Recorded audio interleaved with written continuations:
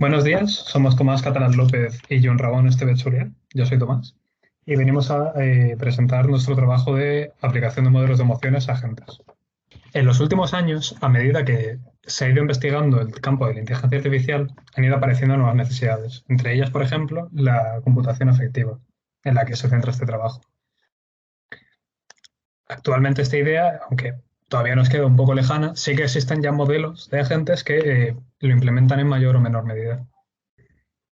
Tan solo de pensar todo el beneficio que podría suponer, por ejemplo, para la industria de atención al cliente o de cuidado de personas con necesidades especiales, no tiene precio. Sin embargo, aunque más adelante sí que hablaremos un poco más sobre modelos de agentes, primero tenemos que hablar un poco de teoría de emociones para comprender exactamente qué es lo que se está implementando. En el tema de la computación afectiva, el trabajo de los informáticos es casi igual de importante que el de sociólogos, neurólogos, psicólogos. Más que nada porque tenemos que ser capaces de comprender exactamente qué sucede en nuestra cabeza y cómo funcionan nuestras emociones para poder ser capaces de crear un modelo fiable que podamos aplicar a un agente. En 1884 aparece el científico James Lange que le formuló la hipótesis de que realmente es nuestro estado, nuestra respuesta fisiológica a una situación lo que causa nuestra emoción. Él pone, por ejemplo, un caso de un hombre que ve un oso. La respuesta instintiva es salir corriendo y es el estado de correr lo que nos provoca el miedo. Más tarde, en 1920, los científicos Cannon y Barth aparecen, desmontan su teoría y declaran que las emociones son simultáneas a nuestra respuesta. Es decir, en el caso del oso, corremos porque vemos el oso y a la vez sentimos miedo. El hecho de correr, aparte de que nos hace sentir más miedo, es el propio miedo lo que nos impulsa. A continuación tenemos los agentes EBDI. Los agentes EBDI están basados en los agentes BDI normales, lo que pasa es que con la peculiaridad de que tienen emociones. Cada vez que les llega un estímulo del exterior, las emociones modifican esa percepción y luego modifican la base de creencias. Esa base de creencias puede modificar las emociones y genera un deseo. Esos deseos van filtrados por la emoción. De ahí se saca de ahí generamos una acción a tomar que puede volver a modificar las emociones.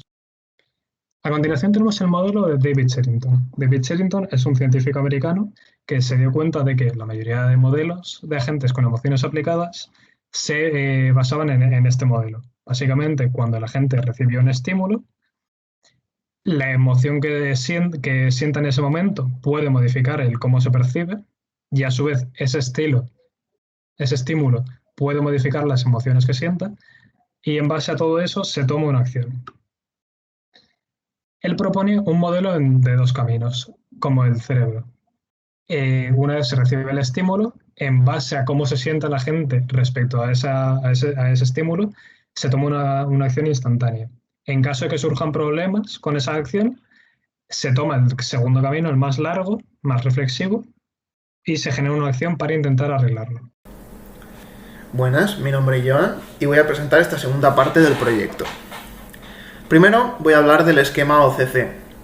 Un esquema, como podemos ver aquí, algo sencillo, utilizado sobre todo para determinar las emociones de un agente según las circunstancias de los eventos que pasan. Un grupo de investigadores propone una mejora, aunque respetando las emociones en sí, toquetean un poco la jerarquía de las mismas, las relaciones entre ellas, para así tener un modelo mucho más fácil de implementar como un modelo jerárquico en el que cada nodo hijo representa una emoción con las características de la emoción padre y con algún añadido según las circunstancias. Con esto se puede facilitar la cuantificación de las emociones y lo hemos creído digno de mención. A continuación hablaremos de la personalidad, puesto que es bien sabido que no solo influyen en las acciones que tomamos las emociones que tenemos en ese momento, sino que también se retroalimenta de las emociones que ya hemos tenido y de nuestra personalidad en general. También influye en el tipo de emoción y la cantidad de esa emoción que generamos. Por eso, dos individuos distintos, expuestos a una misma situación, pueden sentir dos emociones completamente distintas. Y esto, en parte, es debido a la personalidad. Por eso presentamos este modelo, modificado a partir de la arquitectura Genia 3, hecho por un estudiante de fin de máster. En esta arquitectura, aparte de la arquitectura básica de BDI, se añaden más procesos que se encargan de generar emociones, como vemos aquí, pero también se tiene en cuenta la personalidad a la hora de tanto generar emociones como presentar estrategias para afrontarlas. Y además se guardan esas emociones sentidas como creencias para así que también puedan influir en el futuro. También se puede mencionar que esas emociones con el tiempo se van desvaneciendo. No es lo mismo cómo se siente una persona al recordar un hecho reciente que cómo se siente cuando han pasado cierto tiempo. Con esto, el trabajo concluye presentando un experimento, en concreto una partida de póker, en el que se expone a varios agentes con personalidades distintas. Unos más neuróticos, otros más arriesgados, etc. Cuando concluye el experimento, se llega a la conclusión de que la personalidad ha afectado las emociones que generan y en la intensidad que generan. Por ejemplo, los neuróticos se ponían más tristes al perder que los poco neuróticos, y por lo tanto cambiaban su estrategia, ya que al estar más tristes tomaban una estrategia mucho más conservadora. Por lo que creemos que la personalidad es un factor importante a la hora de implementar agentes emocionales. Ahora vamos a hablar de posibles usos que creemos que pueden llegar a tener los agentes emocionales en la vida real. Por supuesto, esta lista no está completa, hay muchos más posibles usos, pero hemos decidido destacar algunos que creemos que son más importantes. En concreto, hablar de la educación, puesto que ahora el estado mental de un alumno puede influir en su rendimiento escolar, y reconocer qué emociones tiene puede ayudar tanto para adaptar el plan de estudios de una manera más personalizada para cada alumno, como para mejorar la salud psicológica de ese alumno cuando se enfrenta al estrés de los estudios. También vemos aplicaciones en sanidad, muy importante. Aparte de las que pueden ser derivadas de salud mental, también en el diagnóstico de pacientes, puesto que si no hay un sanitario encargado de hacer un diagnóstico inicial, puede haber un agente inteligente que, además de reconocer los síntomas que le cuenta que tiene el paciente, reconocer sus emociones para dar un diagnóstico a la vez más rápido y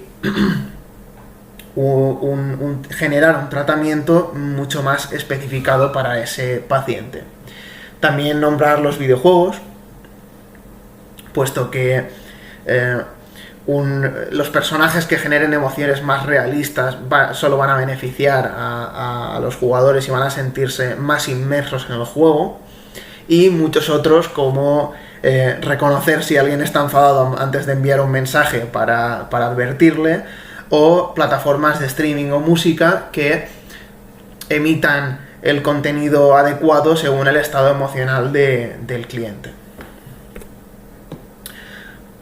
Hoy en día la tecnología ha aumentado bastante en cuanto a agentes emocionales. Hemos llegado a puntos en los que han pasado del reino teórico a ser una posibilidad, y creemos que poco a poco llegará un momento en el que estén completamente implementados y se usen a diario en muchos ámbitos de la vida. Como podemos ver en los modelos que hemos presentado hoy, todavía se usan estrategias bastante básicas o rudimentarias, pero con el avance de la comprensión de la mente humana y de las emociones, podremos llegar a implementar modelos cada vez más útiles y que funcionen de una manera más eficiente. Y con esto terminamos nuestra presentación.